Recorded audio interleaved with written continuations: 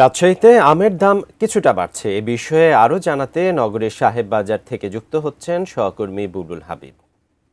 রাজশাহীতে এবছর প্রচুর আমের উৎপাদন হয়েছে, কিন্তু আসলে সে তুলনায় কৃষকরা দাম পাচ্ছিলেন না। কারণ এবার একই সময়ে কুরবানি ঈদ পড়েছিল এবং কুরবানি ঈদের সাথে সাথে গাছের তীব্র গরমের কারণে গাছের আমগুলো একসঙ্গে পাকতে শুরু করেছিল। সে কারণে কিন্তু আমরা দেখেছি যে গত এক সপ্তাহ আগেও কিন্তু আমের দাম ঠিক সেভাবে ছিল না, কেউ অনেক কম দাম ছিল। তখন বাজারে আসলে আপনার খিরসাপাত ১৬০০-১৮০০ টাকা মন বিক্রি হয়েছে এবং অন্য যে আমগুলো গোপালভোগ ২,০০০ টাকা বা আপনার অন্য যে আটির আম সেগুলো আসলে অনেক কম দামে লকনাম ৭০০-৮০০ টাকা মনে বিক্রি হয়েছে। কিন্তু এখন যেহেতু আসলে আবার আমের দাম এখন কিছুটা বাড়ছে বাজারে। আজকে বাজারে যেমন আপনার ল্যাংড়া বিক্রি হচ্ছে ৬০ থেকে ৭০ টাকা কেজি দরে এবং একই সাথে খিরসাপাত যেহেতু শেষের দিকে একদম শেষের দিকে, সেহেতু ৮০ থেকে ৯০ টাকা কেজি দরে খিরসাপাত বিক্রি হচ্ছে এবং আপনার অন্য যে আমগুলো রয়েছে যেমন আম্রপালি এখন আম বাজারে রয়েছে। আম্রপালি আম বিক্রি হচ্ছে ৬০ থেকে ৭০ টাকা কেজি দরে।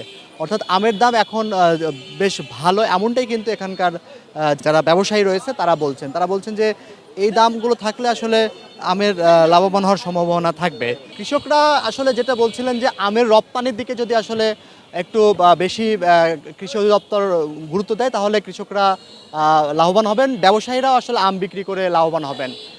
তো এই ছিল এখান থেকে যে আমের বাজার দর কিছুটা বাড়তির দিকে, আমের দাম বেশ এখন ভালো তার খবর।